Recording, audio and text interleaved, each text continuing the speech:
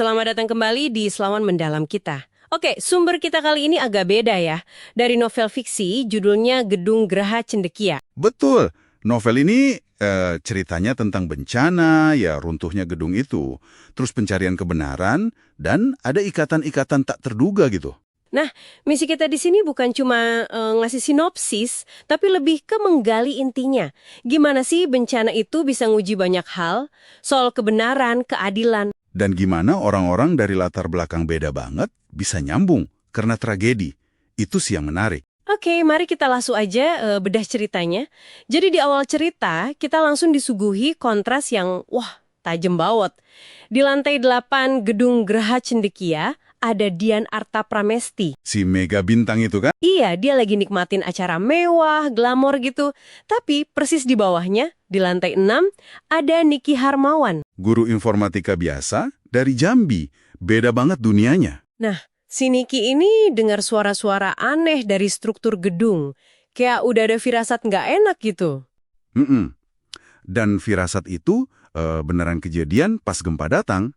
Lantai 8 ambruk, jebol ke lantai 7, terus Dian jatuh. Jatuhnya pas banget nimpa Niki di lantai 6.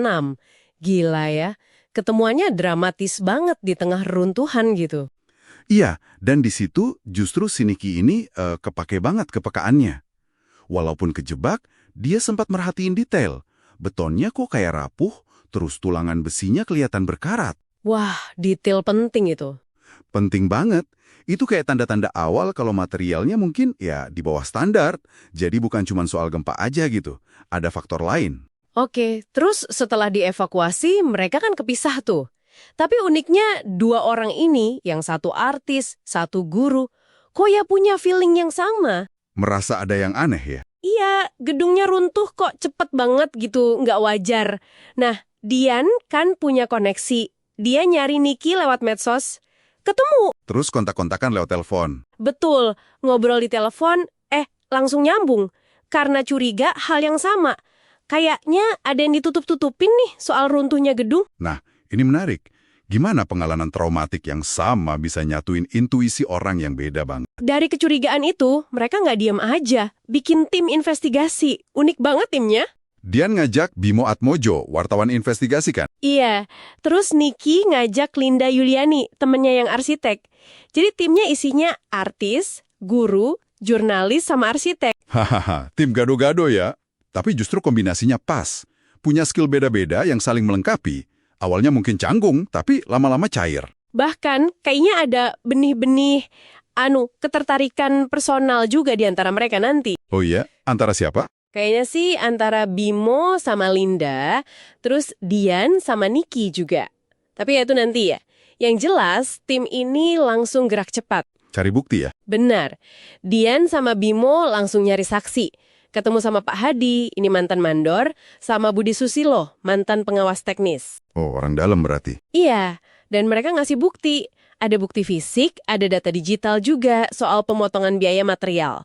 Terus ada peringatan teknis soal struktur yang ternyata diabaikan sama pengembang. Wah, ini bukti awal yang kuat banget. Kuat, tapi kayaknya belum cukup buat Bimo. Nah, si Bimo ini, jiwa jurnalisnya keluar. Nekat dia. Nekat gimana? Nyusup balik ke reruntuhan gedung malam-malam.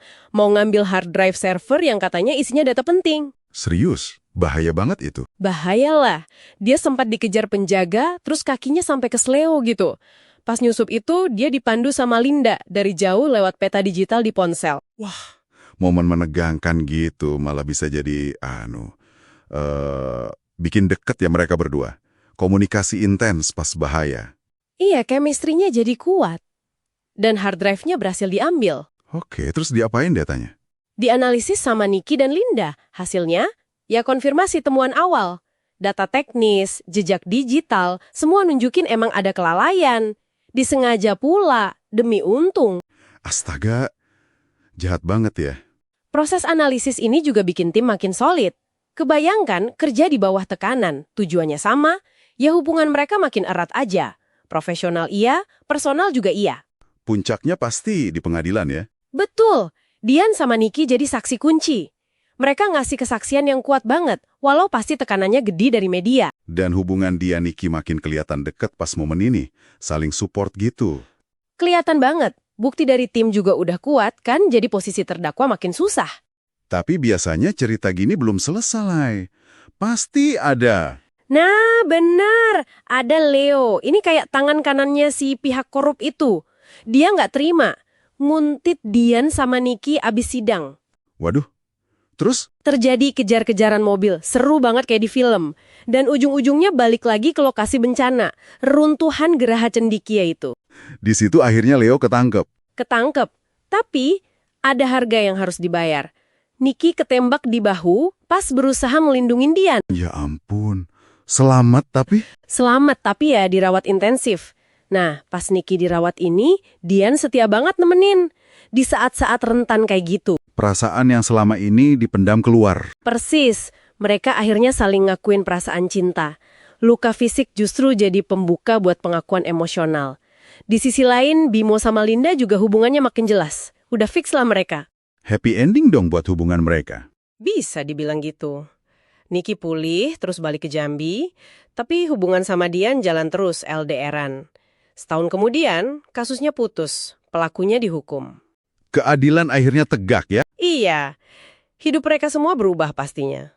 Tapi ikatan yang kebentuk pas tragedi itu tetap kuat. Novelnya ditutup dengan Dian yang berencana nyamperin Niki ke Jambi. Jadi kalau ditarik benang merahnya nih ya, cerita ini kayak nunjukin paradoks gitu.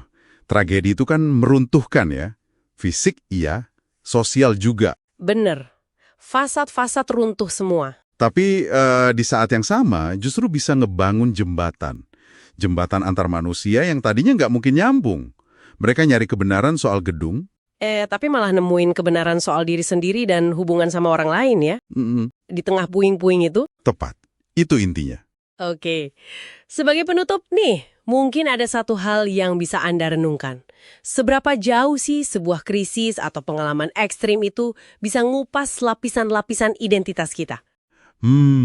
Iya juga. Apa yang sebenarnya tersisa atau terungkap dari diri kita, pas semua topeng, semua struktur luar, itu udah nggak ada artinya lagi. Nah, pertanyaan bagus tuh buat dipikirin. Oke, sampai di sini dulu selaman mendalam kita kali ini. Sampai jumpa di selaman berikutnya.